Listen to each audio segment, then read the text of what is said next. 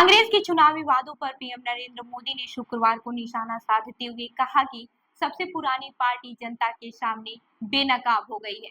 उन्होंने कहा कि कांग्रेस को बुरी तरीके से एहसास हो रहा है कि अवास्तविक वादे करना आसान है, लेकिन उन्हें ठीक से लागू करना मुश्किल या फिर नामुमकिन है।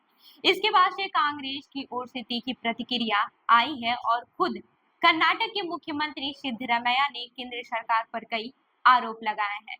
नमस्कार, मैं हूँ रूबी। आप देख रहे हैं जन दर्पण, सत्ता का खेल, गणित की नजर, सत्ता गणित। दरअसल गुरुवार को कांग्रेस अध्यक्ष मल्लिकार्जुन खड़गे ने कर्नाटक में 5 गारंटियों को लागू करने पर संदेह जताने के लिए राज्य के कांग्रेस प्रमुख और उप मुख्यमंत्री डीके शिव कुमार की सार्वजनिक रूप से आलोचना की थी। कर्नाटक विधानसभा चुनाव में कांग्रेस ने 5 गारंटियों का वादा किया था और जब सरकार बनी उसे लागू किया गया। शक्ति गारंटी के तहत महिलाओं को फ्री बस सेवा की सुविधा प्रदान की जाती है।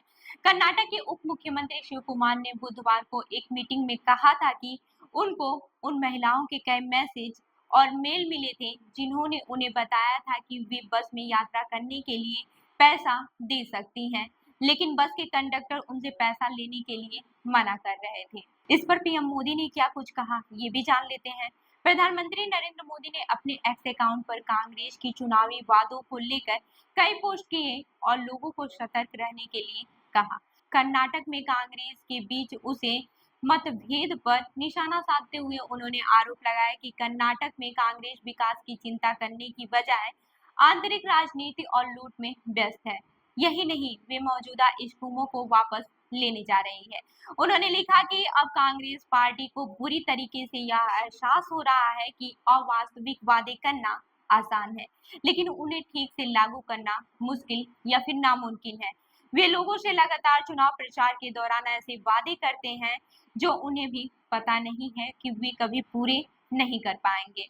अब वे लोगों के सामने बुरी तरह से बेनकाब हो चुके हैं।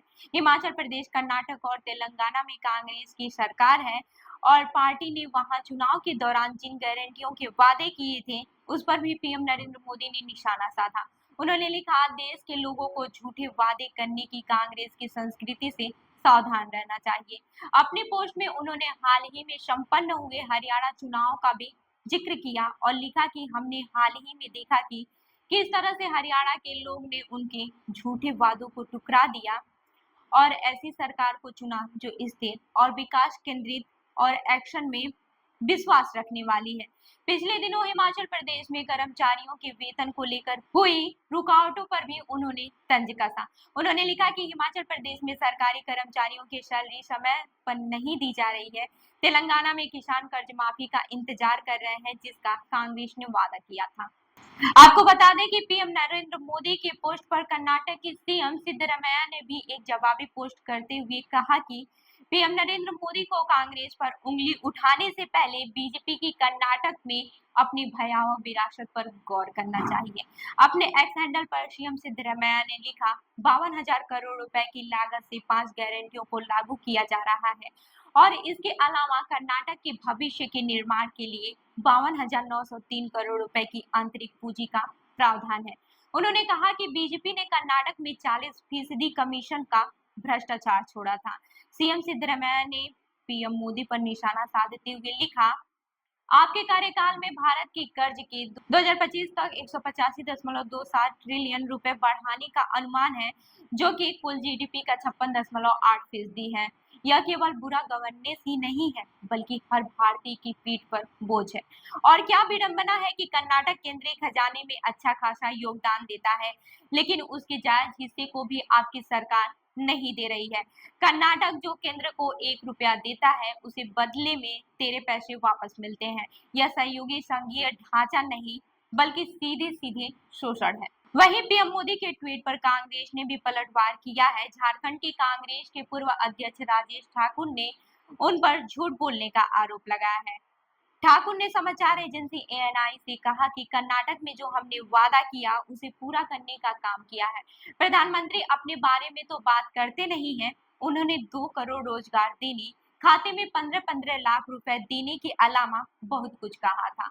वो अपने बारे में भी ट्वीट कर देते कि कितनी नौकरियां दी हैं, तो लगता है कि मुद्दों पर लड़ाई हो रही है। वहीं तेलंगाना के उप मुख्यमंत्री भट्टी विक्रमार्का मल्लू क्या कहते हैं, ये सुनिए। See, Congress is the only party which can implement the promises and assurances which are given at the time of the elections. For example, in Telangana, if you take it, we have promised that we will give a free bus ride to the women wherever they travel in the state. We are implementing it. Every month, myself as finance minister, paying 400 crores to the RTC for the women to go around, and it is, it has become very successful. And one more thing also, gas cylinder we promised for 500 rupees only. We have started implementing it in the state of Telangana. They can come and verify. In fact, we went and met the, government of India, oil companies also saying that we will pay in advance the amount, whatever the month, gap that money. So we have already started implementing it, and we already start. One more promise and guarantee: we have 200 units free power. Already started and implementing it. From March, they can come and verify 0 bills. They are getting it. And we said, the Indirama houses for people, we already announced now for Diwali gift. We started that. So wherever we have promised, even loan waiver also, I'm making it very clear to the country. In a span of 15 days, 18,000 crores we have given to the farmers on the name of loan waiver. Nowhere in the history of this country, no state has given. This is what we are doing. How can they sell just like that? So,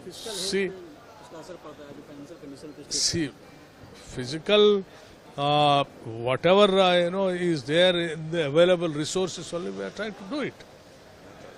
See, after all, whatever you are investing on the people who are not having basic facility, it is something like investing on them to, grow big and contribute more to the GDP. तो ये आपने सुना तेलंगाना के उप मुख्यमंत्री को। अभी ये भी जान लेते हैं खड़गे और डीके शिव कुमार की तकरार क्या थी।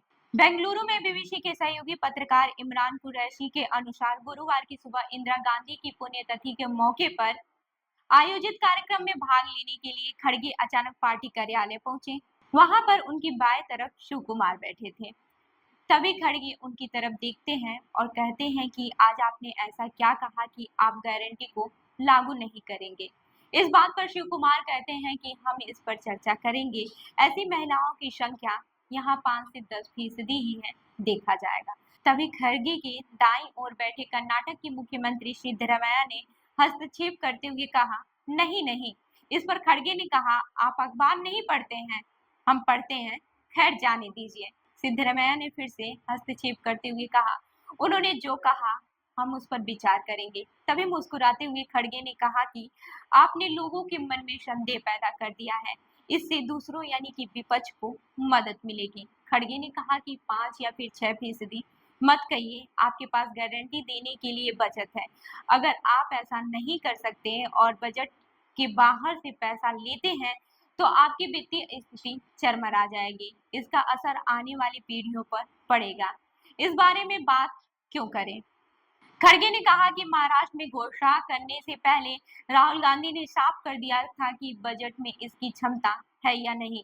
देरी से किए गए अध्ययन के बाद से ही हमने नागपुर, मुंबई और अन्य जगहों पर इसकी घोषणा की। इस दौरान शिव कुमार पूरे समय मुस्कुराते रहे। बाद में उन्होंने मीडिया से बात करते हुए कहा कि मीडिया और विपक्ष ने उनके बयानों को तोड़ मरोड़ कर पेश किया है। शिव कुमार कहते हैं कि इसमें कोई संदेह नहीं है, यह मीडिया और विपक्ष है जो इसमें भ्रम पैदा करने की कोशिश कर रहे हैं। मैंने बस इतना कहा है कि मुझे नौकरी पेशा महिलाओं से संदेश और मेल मिले हैं। उन महिलाओं ने बताया कि उन्हें परिवहन भत्ता मिलता है और वह बस के किराए का खर्चा उठा सकती हैं। वो किराया देकर यात्रा करने को तैयार है। उन्होंने कहा कि जब वह कह रही है कि वह टिकटों के लिए पैसा देने के लिए तैयार है तो हम उन्हें क्यों रोकें। महिला के लिए मुफ्त यात्रा एक गारंटी थी जिसकी घोषणा राहुल गांधी और मैंने मंगलुरु में की थी। 5 गारंटियों में से किसी को भी हटाने का कोई सवाल नहीं है। इन गारंटी से राज्य के खजाने पर 57,000 करोड़ रुपए का बोझ पड़ेगा। सत्ताधारी दल के कई विधायकों ने सरकार से कहा कि इन गारंटियों पर खर्च उनके निर्वाचन क्षेत्रों के विकास फंड को कम कर रहा है।